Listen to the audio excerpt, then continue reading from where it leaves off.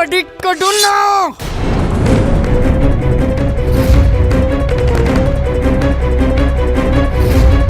ಗುರುಜಿ, ನನಗನ್ನಿಸ್ತಿದೆ ಈಗ ಯುದ್ಧ ನಿಶ್ಚಿತ. ನಾವು ಆದಷ್ಟು ಬೇಗ ಇಲ್ಲಿಂದ ಓಡ್ ಹೋಗ್ಬೇಕು. ಜೀವ ಉಳಿದ್ರೆ ಬೇರೆ ಯಾವ್ದಾದ್ರು ರಾಜ್ಯಕ್ಕೆ ಹೋಗಿ ನೀವು ರಾಜ್ಗುರು ಆಗಿ ನಾವು ನಿಮ್ ಶಿಷ್ಯರಾಗಿ ಇರ್ತೀವಿ. ಭಗವಂತ,